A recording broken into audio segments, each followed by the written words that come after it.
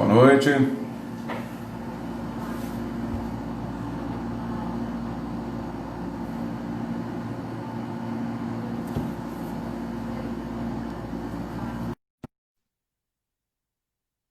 Boa noite, pessoal.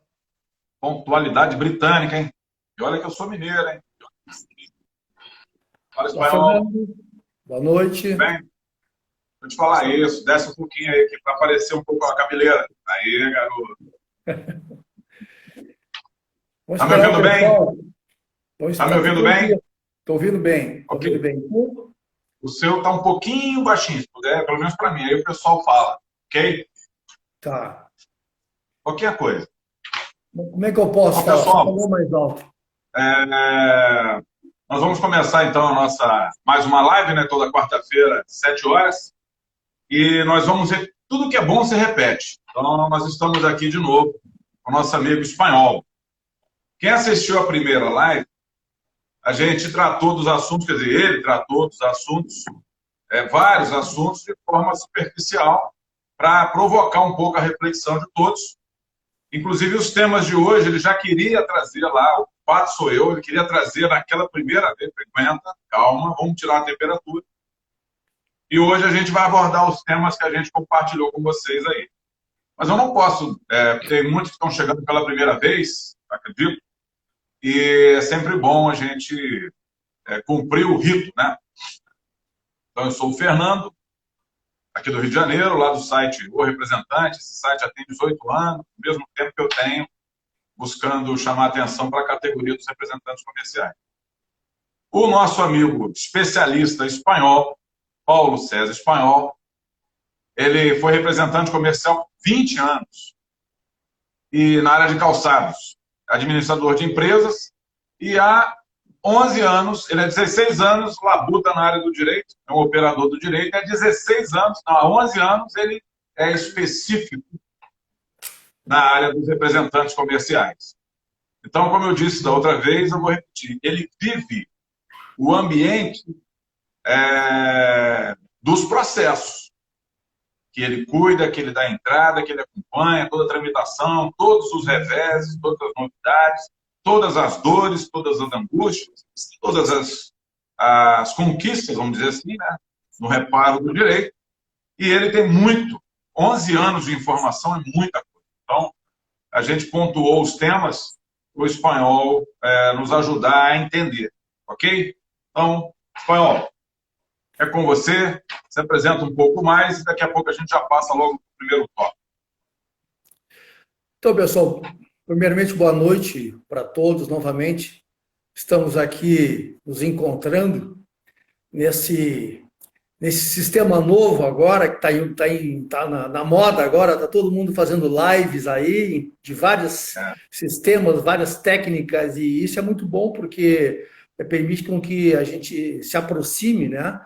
E cada vez mais a gente se dá conta que nós vivemos numa aldeia muito pequenininha, uma aldeia global. Hoje estamos todos perto uns dos outros aqui. Essa live permite realmente que a gente possa estar presente aqui, abordando diversos temas, né, oportunos aí para a categoria, especialmente nesse momento agora que nós estamos vivendo essa situação realmente muito catastrófica para todos aí, né, imprevisível, né? E que está atingindo a todos, de todas as formas, né? As pessoas nas suas profissões, no seu dia a dia, na sua saúde, muitos morrendo, é uma crise. E dentro desse contexto, essa questão que envolve a fábrica e os representantes, de igual maneira, não poderia deixar de ser afetada, né? Então, o que esse encontro nos oportuniza é justamente tratar da questão que eu acredito agora mais importante, que está ensejando assim, diversos questionamentos, perguntas e a angústia de todos os representantes, justamente com relação ao descumprimento pela fábrica, né, pelas representadas, do contrato de representação, seja ele verbal, seja ele escrito, mas elas estão descumprindo. E todas fundamentando em cima de uma questão, da questão que é bem premente, aí, que é da força maior, né? É um fundamento jurídico que está lá no Código Civil, tudo que permite com que o devedor, no caso, ou a parte, né? A parte dentro de um contrato, descumpra o contrato. Então, só que essa é uma questão jurídica muito complexa, muito abrangente, né? Inclusive está previsto lá, a força maior está prevista lá na própria lei 4886, que é a lei da representação comercial, lá da parte da fábrica no artigo 35 e da parte do representante no artigo 36, justamente prevendo ali a forma de justo motivo para rescisão contratual.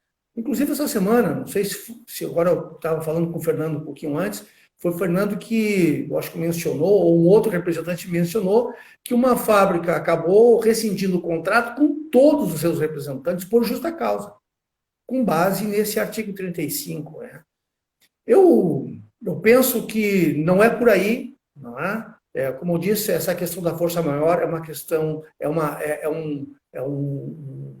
uma questão jurídica muito complexa, né, que envolve diversos dispositivos no Código Civil e muita jurisprudência, muita doutrina sobre isso aí, e ela diz respeito muito também à questão ela exige, né, alguns requisitos, né, que seria para a sua ocorrência, e é o que está acontecendo agora, né, justamente a pandemia, ou seja, a inevitabilidade, a imprevisibilidade desse evento, né, e, de certa forma, também é importante referir a atualidade, ou seja, é um evento que tem que ser, além de inevitável, imprevisível, né, para ser invocada a questão da força maior, ele tem que ser atual. Né? Então, as fábricas estão aproveitando essa questão para justificar na força maior o descumprimento. Né? E aí estão se desenrolando diversas questões. Né? Por exemplo, a questão importante, né, que está acontecendo a redução de comissões, por exemplo. Uma das questões que está sendo praticada atualmente é a redução da comissão, do percentual de comissão. Tem fábricas que estão reduzindo o percentual de comissão, né? Já o faziam antes, todos vocês sabem que a fábrica ela tem essa tendência de contrata com representante com percentual e vem ao longo do tempo reduzindo, né, ao seu bel prazer o percentual, conforme ela vai criando ali estratégias e vai reduzindo, enfim. E o representante ficando silente, ficando quieto, isso vai se consolidando dentro da relação comercial com a fábrica. Né? Mas a questão da força maior, ela não permite que o contrato seja descumprido assim, de qualquer forma. Até porque a relação essa relação contratual com as fábricas é uma relação de trato continuado, ela é por prazo indeterminado, então a fábrica não pode simplesmente, em certo momento, tomar iniciativa de invocar essa questão do prejuízo dela, né, dos efeitos em que ela está sofrendo por causa da pandemia, por falta de faturamento e tudo mais, ela invocar apenas para si, né, unilateralmente, o prejuízo, quando que o prejuízo também é do representante. Não é? Há ali uma relação, é um contrato bilateral, ou seja, há compromisso e obrigações de ambas as partes. E a obrigação da fábrica é a manutenção do contrato, através do pagamento das comissões. Né? Se ela rescinde o contrato, ela tem que pagar a indenização de 1/12. Né? Então...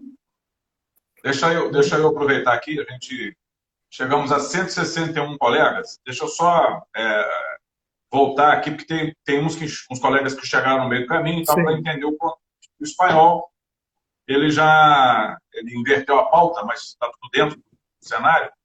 e trouxe um assunto que é atual, infelizmente atual. Nós tivemos essa semana, através de uns colegas, a informação de fábricas realmente rescindindo o contrato, alegando o motivo de força maior. E aí, segundo o entendimento deles lá, e os colegas passaram, não houve indenização, é muito abrupto, e isso causou espanto. Então, o espanhol que tem essa vivência, né, ele pondera sobre esse assunto. Então, o que a gente está falando agora? Sobre os distratos que estão ocorrendo, ou que devem ocorrer, ou que já ocorreram, em cima da base do conceito da pandemia, das dificuldades que todos nós estamos passando, inclusive o espanhol está com os processos aí, tudo lá parado, né, por conta desse cenário. E algumas fábricas estão fazendo os distratos com toda a sua equipe, alegando... Não apenas distrato, Fernando, desculpe te interromper, não apenas distrato, isso é importante mencionar, Fernando, não é apenas o distrato é o fim da relação, mas estão fazendo alterações contratuais por conta própria, né? Não pagando comissão, pagando menor, é isso que justamente que eu estava mencionando, né? Eu nem cheguei ainda no distrato, que seria essa que estão exterminando mesmo, né? Entendeu? Então, só para dar Então, ok. Esse cenário do força maior está trazendo alguns ingredientes na relação que estão machucando, estão ferindo aquilo que foi combinado, aquilo que foi tratado, o percentual de comissão e uma série de coisas. Então, só para pontuar, estamos falando sobre o que está acontecendo com a alegação da força maior, vindo de forma unilateral, segundo o espanhol, das fábricas, onde elas têm os prejuízos que elas alegam, e aí elas definem o que precisam, o que entendem que precisam fazer, usando o motivo da força maior. Só que na outra ponta estamos nós, representantes, e também estamos no cenário igual. Então, o espanhol está contextualizando, vai contextualizar mais e vai aprofundar no tema. Só para os nossos 180 colegas que estão aqui entenderem em que ponto nós estamos. Toca o pau, espanhol. Então, Fernando, por isso que eu fiz realmente uma inversão da pauta, porque eu acho que esse tema é o que está todo mundo perguntando, entendeu? Então, as outras questões relativas à Lei 4.886, que eu vou falar depois, en passant ali, né, dentro do nosso encontro, eu vou tocar daqueles assuntos todos ali. Mas então, eu vou tentar ser mais breve, aproveitar o nosso tempo, porque uma hora realmente é curto para falar temas tão importantes, tão longos. Né? Mas essa questão então, da força maior, dizendo, a fábrica ela vai alegar que agora ficou sem receita, ficou sem nada, que por isso agora ela está quebrada, porque agora ela não consegue mais pagar a comissão do representante, porque agora ela não consegue mais indenizar ninguém, porque agora ficou sem receita. Então, há que se considerar, e isso é importante entender, para que vocês possam, inclusive, nas negociações com suas fábricas, usar como argumento de que há uma divisão. Realmente, essa força maior é possível ser invocada pela fábrica, né? Porque, de fato, é uma realidade que todo mundo enfrentou. A fábrica ficou sem faturar 2, 3 meses, 4 meses, né? Então, ela perdeu receita. Os efeitos dessa perda de receita é importante também considerar. Só que são 4 meses, são 5 meses. A fábrica não é culpa do representante e também não pode tocar tudo por conta da força maior, né, por causa da pandemia, o fato da fábrica não ter uma previsibilidade, de ter uma receita, de ter uma reserva, não é, de receita para atender esses casos justamente que podem ocorrer, né, de eventuais que podem ocorrer, não apenas de pandemia, mas outras situações como falta de matéria-prima, né? Tanto que a própria jurisprudência, a justiça já entendeu como não sendo possível de invocar a força maior em caso de falência, em caso de recuperação judicial. Isso já está pacificado no STJ de que mesmo a falência, mesmo a recuperação judicial, né, mesmo a crise econômica, não é passível de ser invocada como força maior.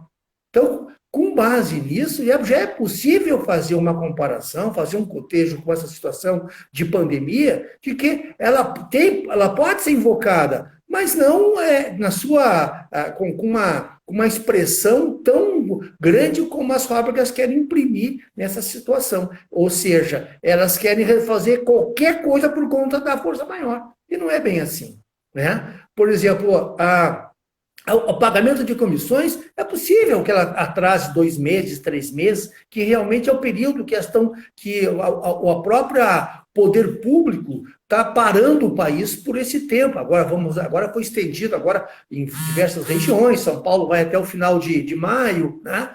Mas esse período, eu acho que é tolerável, né? É tolerável que realmente a fábrica negocie com seus representantes, que ela não deixe de pagar na sua totalidade, paga um pouco. Então, isso é negociável dentro da relação, né? Agora, o descumprimento total da obrigação não é concebível.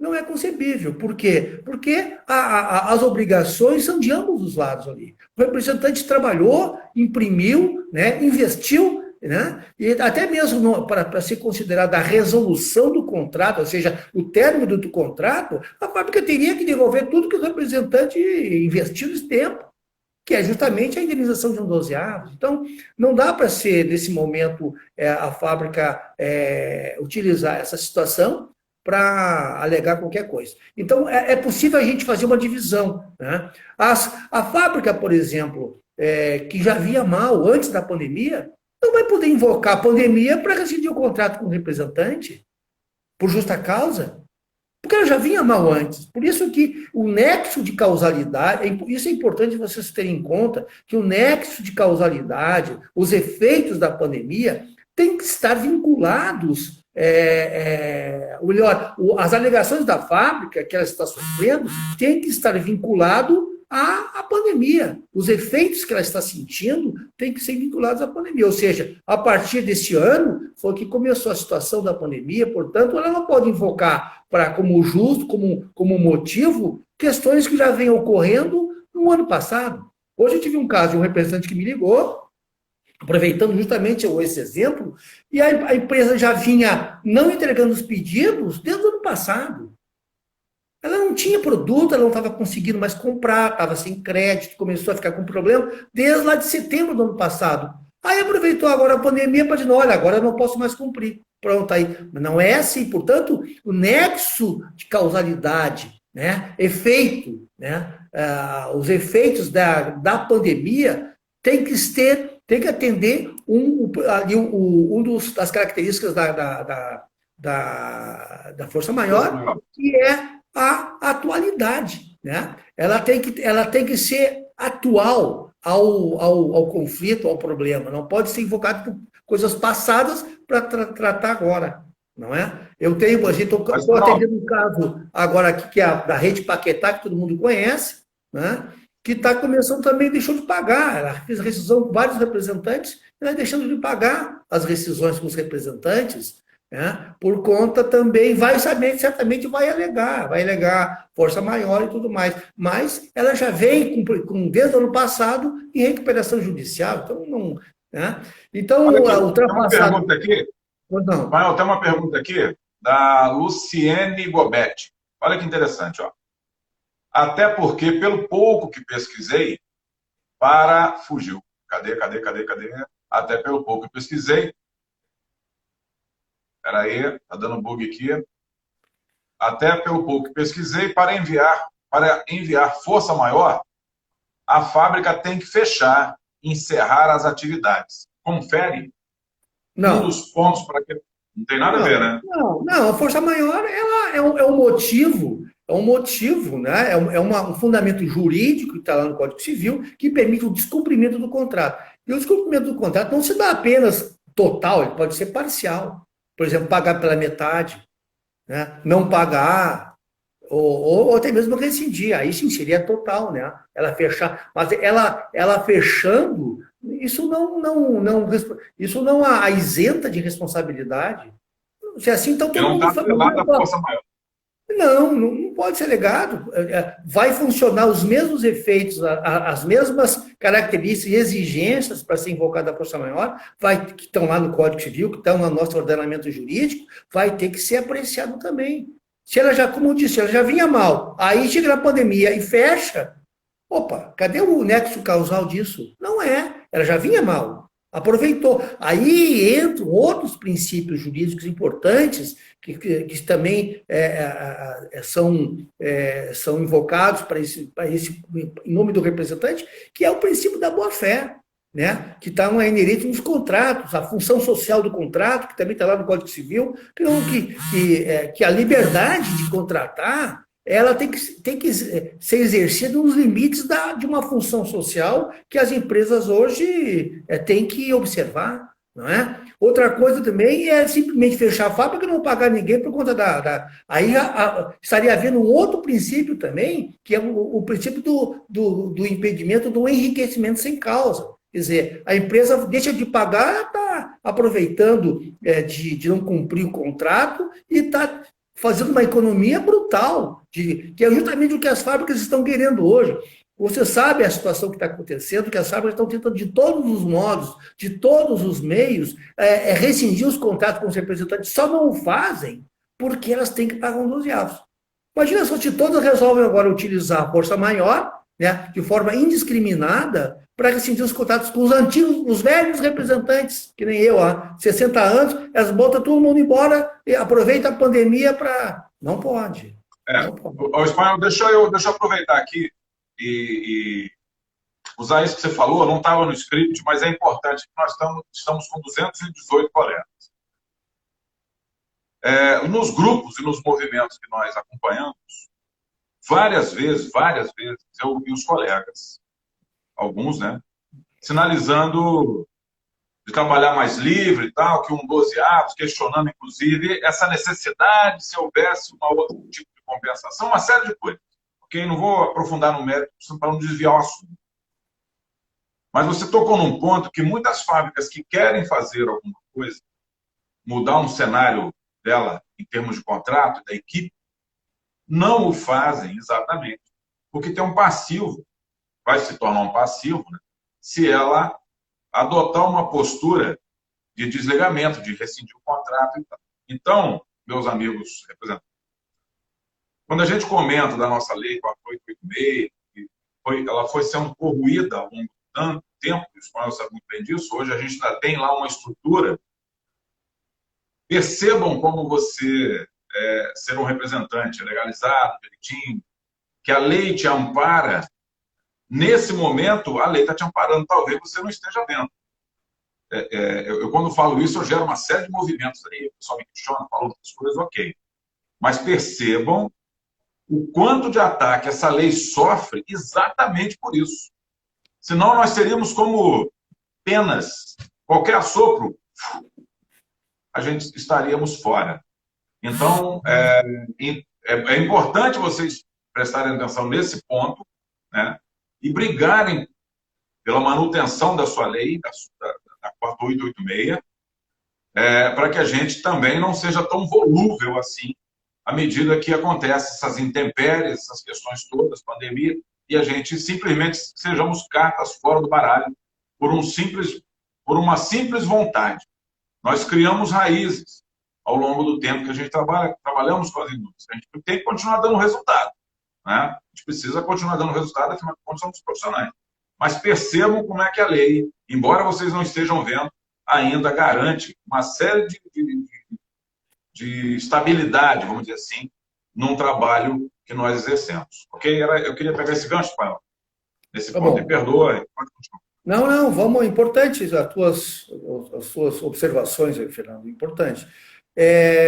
Então, essa questão, acho que espero que tenha ficado assim, claro para todo mundo, né? Que procurem se manifestar. É uma coisa que eu tenho sempre batido em cima, né?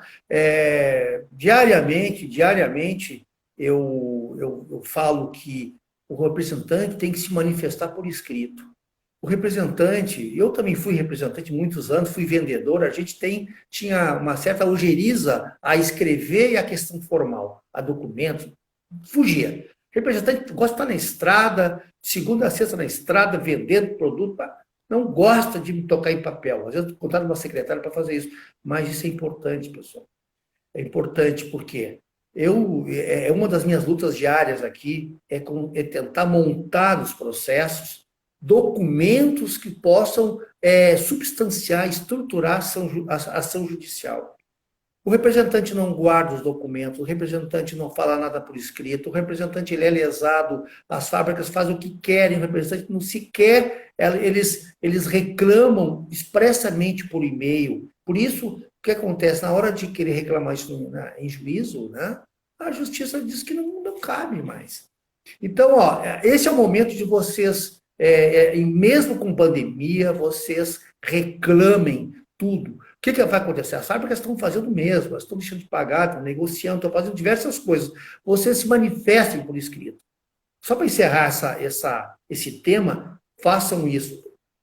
Formalizem por escrito as reclamações de vocês e mantenham isso, porque aquilo que a fábrica tiver de fazer, ela vai fazer e não vai afastar o direito de vocês de postular em juízo aquilo que for possível.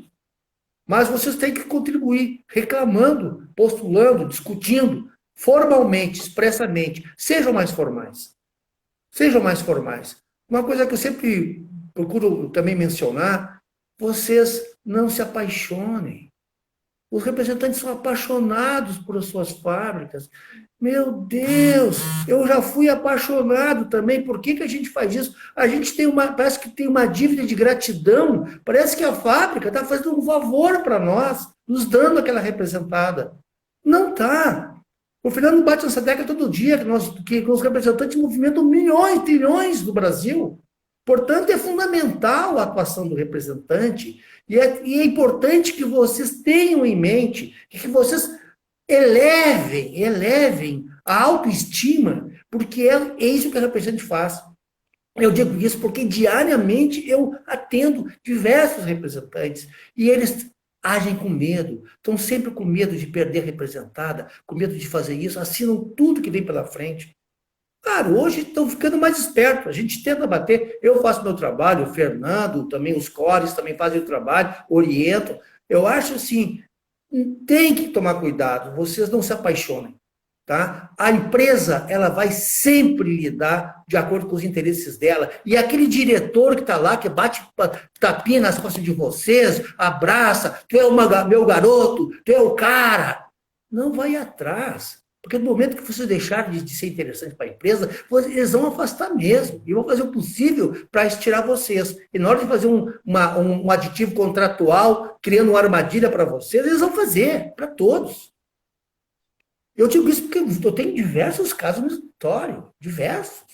É tudo a mesma coisa.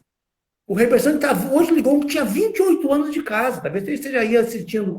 28 anos de casa. E a empresa está lá, falando o dono, tentando convencê-lo. Não, assina. Mas simplesmente está prejudicando o representante nesse documento que ele enviou para assinar, está prejudicando um monte. Cadê a amizade?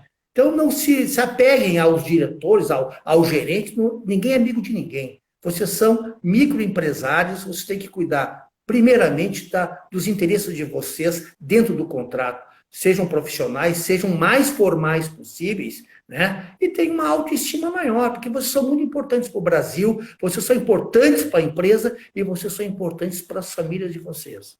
Então, é isso que é o recado.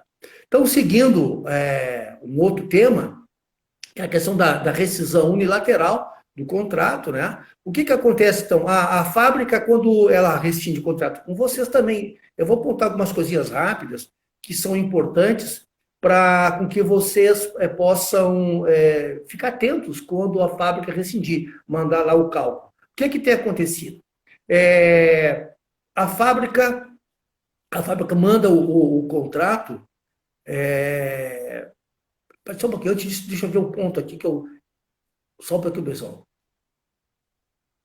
Tá, eu quero só voltar um pouquinho antes, tá? Que eu tinha anotado 3 coisas importantes aqui, que já aproveitando dentro do nosso tema, Fernando, que é a alteração unilateral do contrato, que tem sido feito, né? Por exemplo, a redução de comissões e de zona de atuação. Isso aí é uma questão importante também, que as fábricas têm tentado fazer, que é um motivo de justa causa, está lá no artigo 36 da Lei 4886, né? Que é a redução de zona, acho que a maioria já sabe, né? E a redução de comissões. Isso não é permitido e vocês têm que se manifestar por escrito e não concordem, nem aceitem com isso. né? Vocês não podem aceitar e assinar o aditivo, né? E tenham fé de que a fábrica não vai mandar vocês embora, não. Não se preocupem, ela precisa de vocês.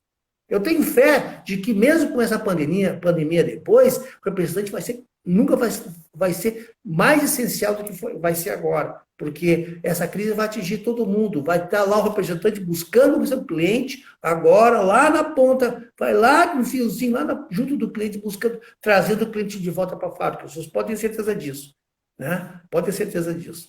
Tem uma pergunta aqui, Paulo, tem uma pergunta aqui, é porque eu estou olhando você e olhando as perguntas. Duas até. Uma falaram o seguinte, mensagens pelo WhatsApp. Se substitui ou não o e-mail, se serve como... Ajuda. Mas esquece o WhatsApp. Usa só em último caso. Está lá no grupo, com o gerente, mas a gente, para usar o WhatsApp, tu tem que transcrever a tela, fazer print da tela, colar no papel, dá muito mais trabalho, fica feio, não fica muito bom. Como prova... O melhor é o e-mail, que diz a hora que foi enviado, ali o e-mail da pessoa, o nome, o texto fica mais formal, melhor escrito. Então, vou fazer assim, ó, quando tratar de coisa séria, falem por e-mail. Coisa do dia a dia de venda do gerente, fale por WhatsApp. Aí entra o bom senso. Se é um assunto que vocês estão fazendo uma reclamação, façam por e-mail. E guardem o documento, e não percam. Tá bom? Vamos combinar assim, que eu acho que é a maneira melhor. Né? A outra pergunta foi sobre as reuniões online. Muita coisa discutida ali e tal, mas é isso que você falou, eu também entendo da mesma forma. Você precisar profissionalmente, de empresa para empresa, tratar, se formaliza no e-mail, né? Os assuntos de trabalho. Fernando, vocês estão vendo o que está acontecendo com o Bolsonaro agora aí, né? Vocês estão tendo um exemplo na mídia. Olha a situação do Bolsonaro, ela fez uma reunião, olha o monte de problema para poder provar a reunião, trazer para dentro de um processo aquela reunião, não pode. Então, é bem complicado, né? A reunião, tu até pode tentar gravar ali, se é possível gravar, vá, porque hoje tem um procedimento dentro do Código de Processo Civil que é chamada ata notarial. É bom que vocês saibam. As conversas gravadas, aquilo que não é possível levar para dentro do processo, os áudios todos, né? É possível fazer uma transcrição desse áudio para o papel e um tabelião vai fazer a ata notarial. Ele vai ouvir o WhatsApp, ou vai ouvir lá o telefone de vocês, vai conferir o texto e vai dar um carimbo. Confirmo, de acordo. Confirma a veracidade. Então, é um instrumento público. Então, serve de prova, ela é importantíssima essa prova. Então, é uma novidade do novo Código de Processo Civil que trouxe essa forma de prova, né, para dentro do processo. Então, tem isso também. Vocês podem gravar, baixem o aplicativo no WhatsApp, melhor fazer isso, baixem o aplicativo de gravação de voz, na conversa com o gerente, na conversa com o diretor, coisas que são fundamentais, gravem. Gravem e salvem depois no computador essas gravações, que são importantes. E guardem, claro, guardem o celular, né, que é a fonte, né? Tá bem? Em espanhol, chegamos aqui praticamente ao meio da live. E aí tem aquele ponto que era o primeiro, eu só pensando que ele é importante também, pra caramba, os pedidos não atendidos, lembra? Pedidos não atendidos parcialmente, tal, se cabe comissão ou não. Era o próximo tema. Tá, ok. Tá? Então, a questão da não entrega dos pedidos não recusados e, na época, né, e do não atendimento. Então, o que acontece? Essa questão dos pedidos, ela é importante, porque eu vejo muito pouco dos processos sendo utilizados. Eu já venho utilizando há algum tempo, né? Alguns juízes não gostam de utilizar lá o artigo 33, que prevê o prazo para com que a fábrica recuse o pedido. E essa recusa tem que ser expressa. Não é por simplesmente verbal ou simplesmente ela fica em silêncio, não, ela tem que recusar. Não é aquela questão, olha, não atendo o pedido e automaticamente está cancelado. Não é assim. O pedido é com base no artigo 33, que diz que os pedidos mediados não recusados no tempo. Ali o próprio dispositivo legal ele fala alguns prazos, sendo cliente dentro da mesma praça, ou dentro da fora da ou em outra cidade, ou outro estado, tem uns prazos. Mas digamos que seja um prazo médio ali, prazo de 45 dias, 60 dias é o prazo médio. A fábrica não recusando por escrito o pedido em 60 dias, é considerado como aceito. E depois de aceito, ela tem que pagar a comissão. E para poder, e já interpretando de forma extensiva, até por analogia, eu tenho que o pedido também atendido parcialmente, e a fábrica não se explicou, ela não justificou isso num tempo hábil, é possível também pedir as diferenças daquele pedido que foi atendido de forma só parcial pela fábrica. Isso acontece muito com importadora. Eu também, quando eu era representante, eu tinha uma importadora, trabalhei muito com uma importadora, 12 anos, eu tive muito prejuízo. Eu não reclamava, a empresa importava lá um monte de itens, vinha pela metade os itens, aí na hora de entregar, ela entregava pela metade, aí o que ela fazia? Aí aqueles itens que vinham, ela atendia primeiro as grandes redes, que ela atendia direto, e deixava lá os clientes pequenos sem atender. Eu sei que muitos de vocês vão dizer assim, é o meu caso também, é o meu caso, porque é verdade.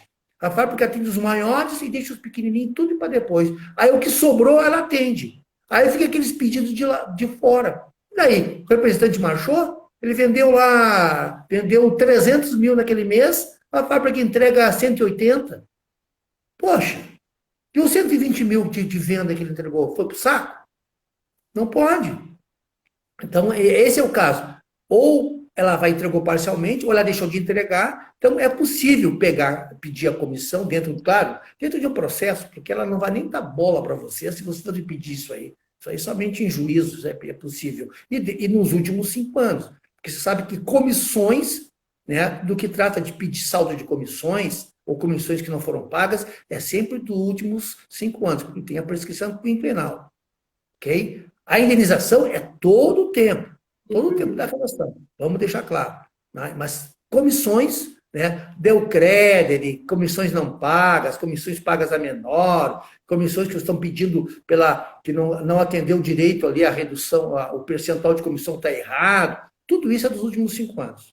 Né?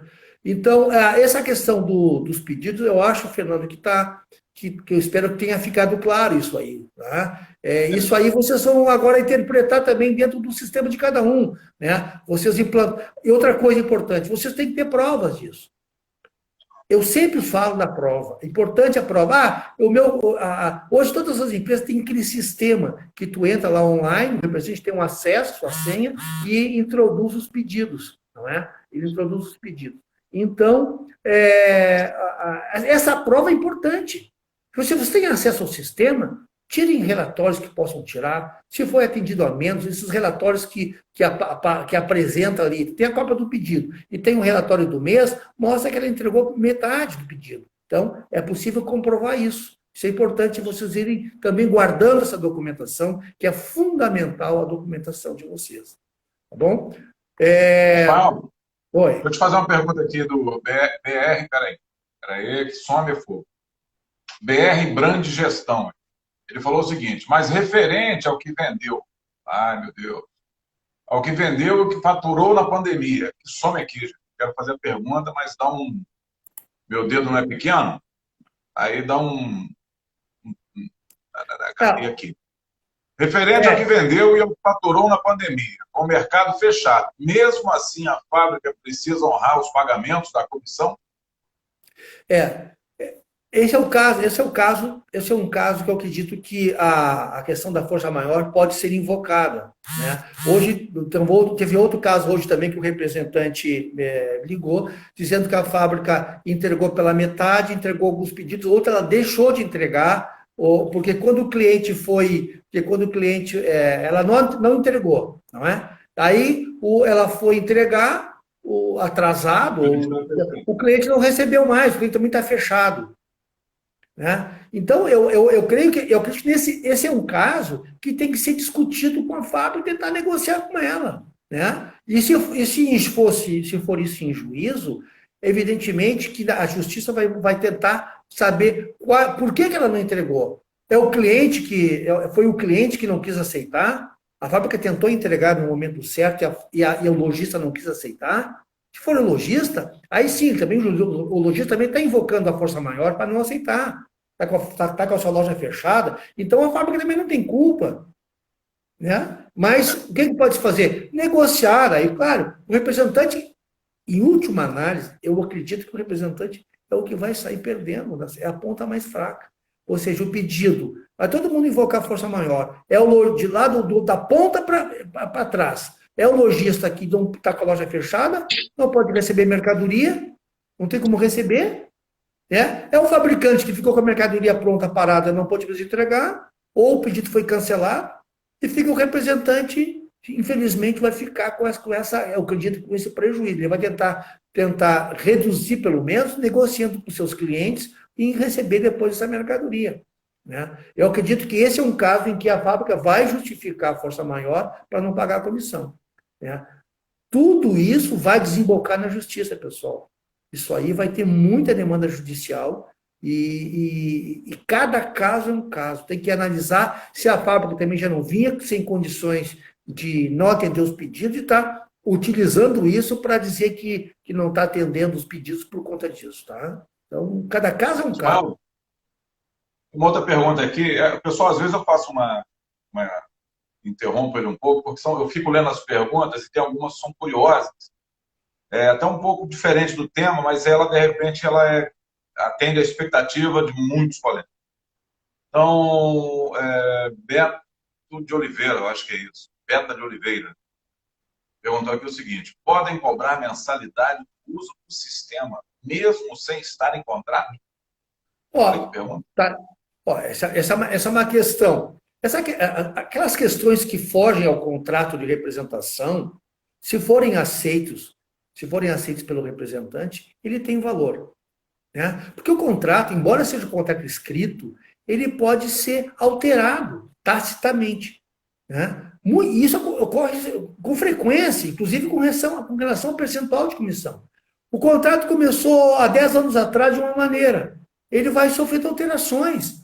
Essas alterações, se vocês não reclamam e vocês não rejeitam, né? Vocês não se manifestam expressamente de que não concordam, aí o contrato nesse ponto não é alterado. Mas se vocês vão com o tempo, tacitamente, a coisa vai andando, quem cala consente, você sabe disso. Essa questão também de cobrar despesas do representante, de fornecimento de tablet, fornecimento de celular, fornecimento de não sei o quê, de sistema, o representante sempre concordou dentro da relação, ela passou a ser uma regra.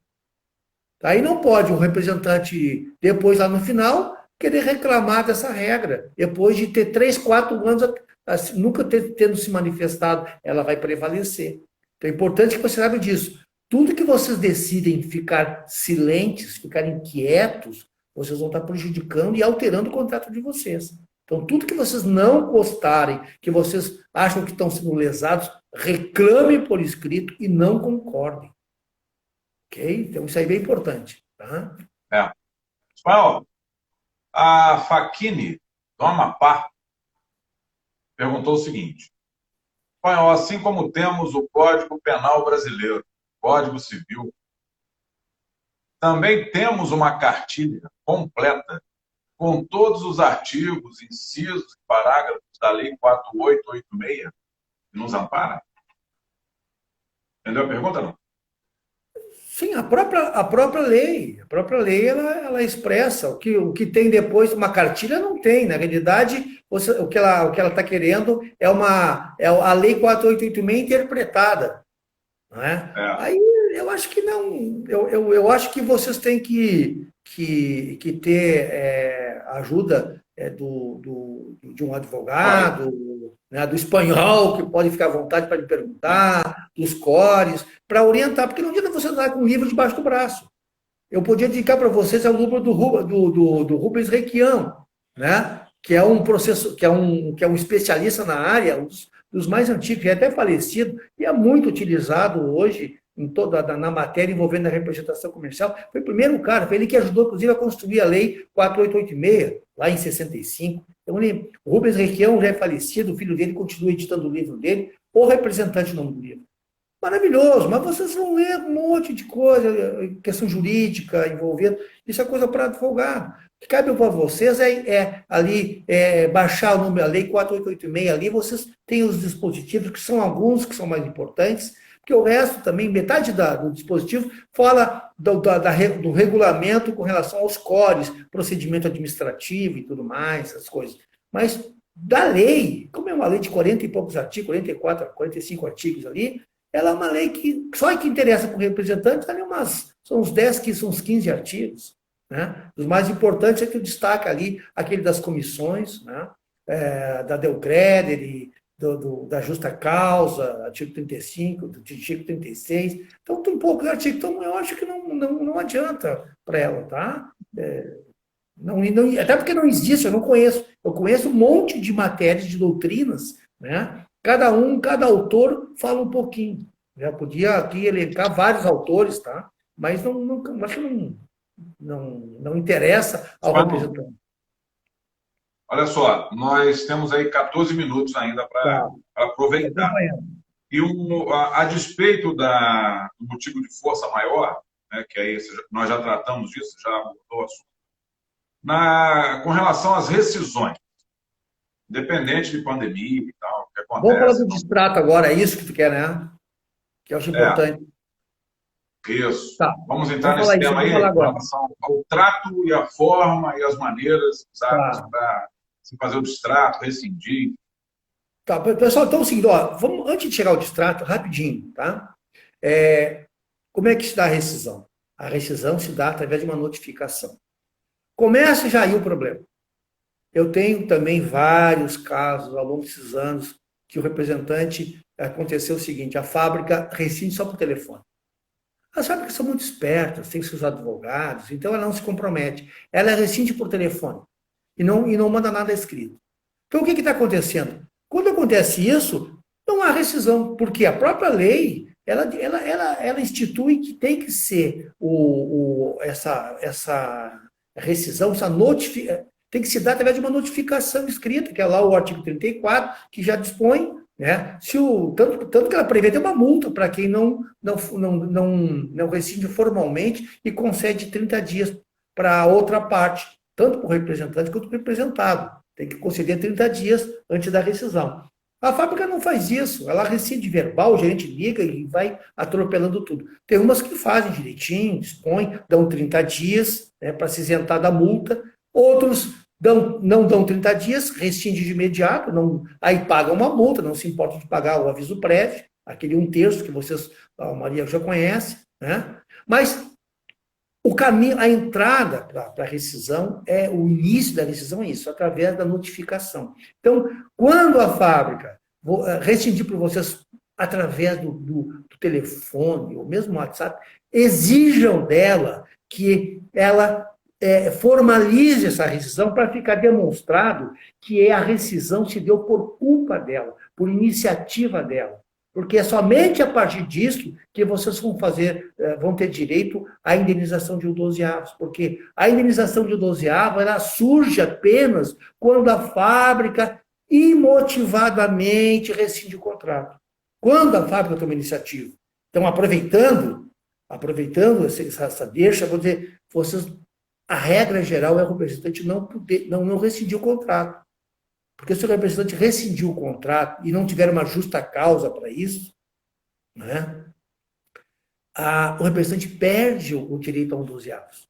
Então, esclarecendo uma coisa incrível, muitos representantes, a gente fala muito, bate isso, mas ainda continuam não sabendo que não podem rescindir o contrato. Se ele rescinde o contrato por iniciativa dele, ele está abrindo mão daquela indenização, que é prevista e foi instituída apenas para uma forma de compensação pelo rompimento imotivado, pelaquela perda, aquele trabalho que o representante fez de construir um mercado, criar uma clientela e tudo mais, é para isso que serve. ok? Então, notificação por escrito. Segunda, cara, a fábrica fez a notificação, aguarde, exija dela já de imediato, uma semana, fim dos 30 dias, já de imediato, já tem que apresentar os cálculos indenizatórios, aonde é calculado todo o tempo que o representante exerceu a representação, pega todas as comissões dele, né, atualiza tudo, ou o GPM, o INPC, aí às vezes varia, mas preferencialmente pelo INPC, né, e corrige-se tudo, divide por 12, pronto, tu tem que ter um 12avos.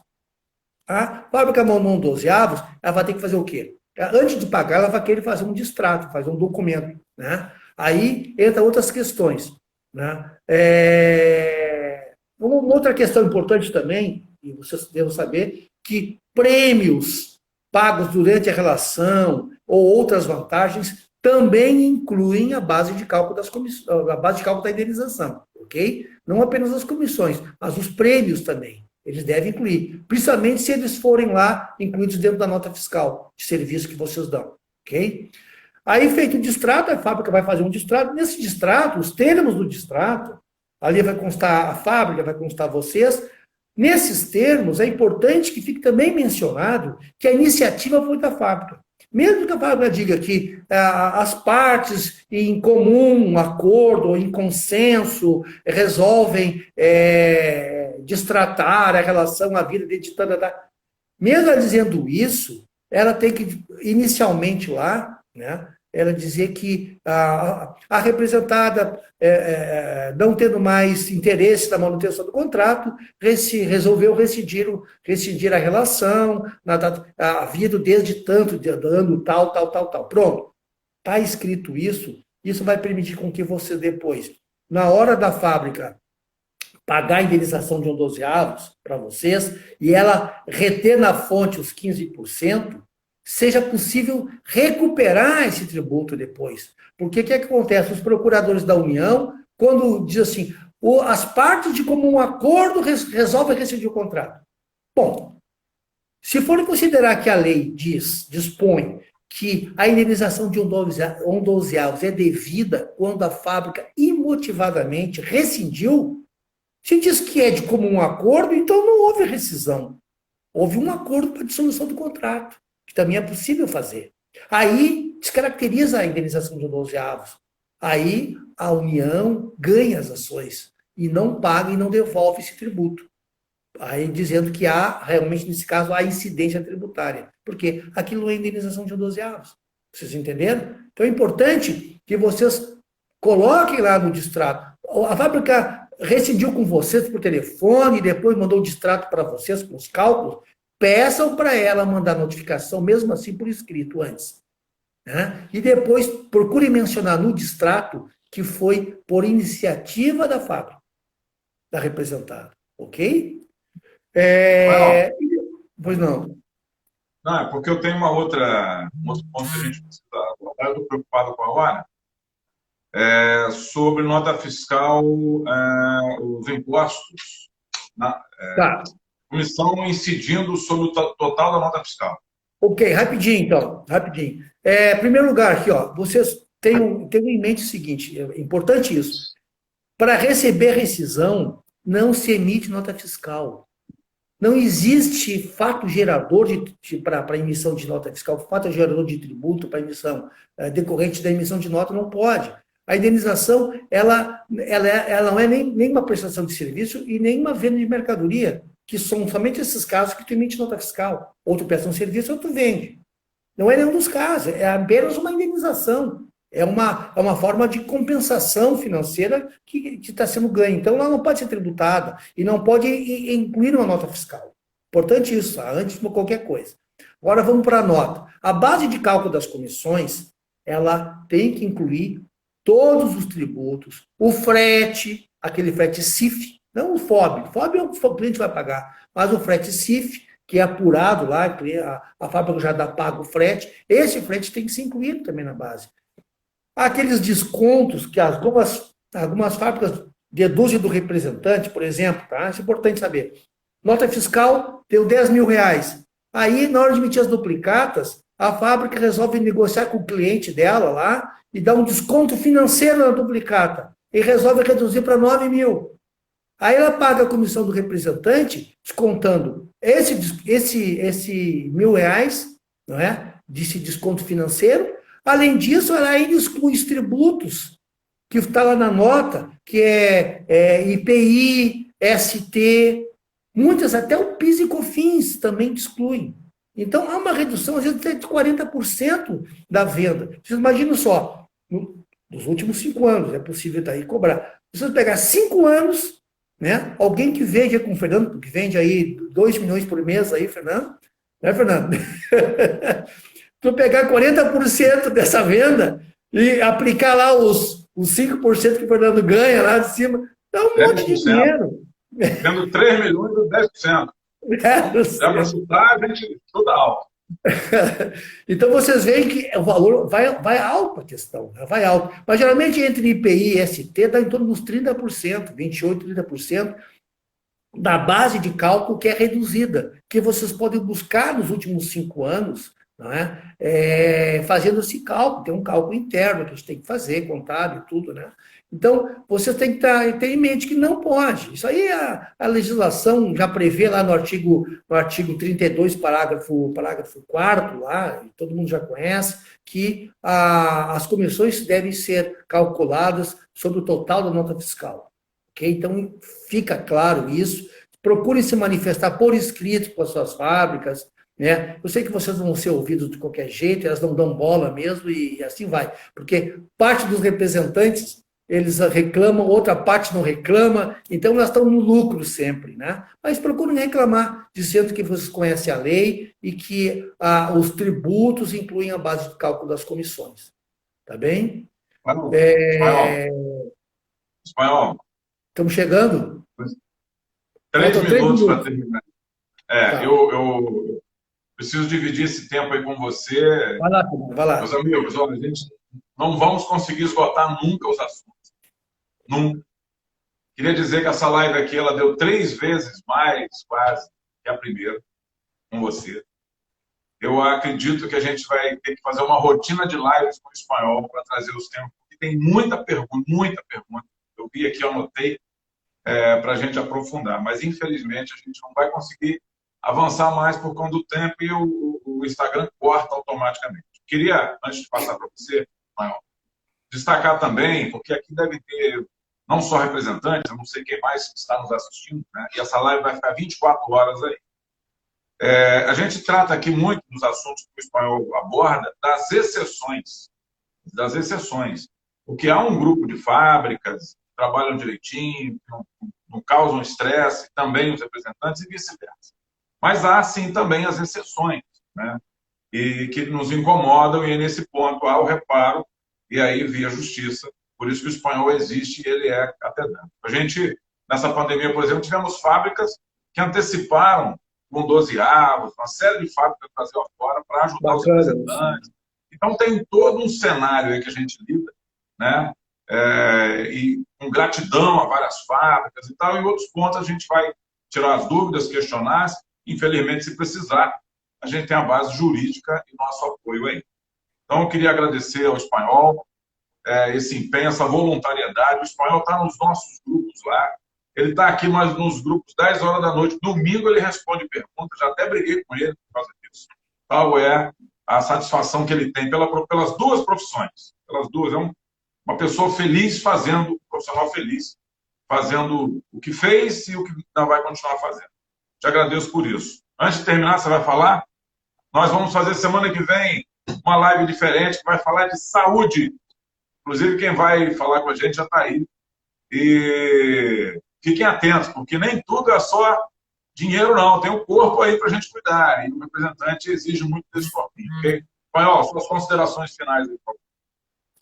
Ok. Então, Fernando, já que mencionaste, realmente eu fui um cara feliz como representante. Eu acho que eu concluí uma etapa, foi muito bem, ganhei dinheiro, não posso reclamar, né? E agora, como advogado, eu sou um cara também satisfeito, né, realizado, por poder dar continuidade em algo que eu já, na época, eu já era curioso, já estudava e dei continuidade como advogado. Sou apaixonado. Então, agradeço a todos.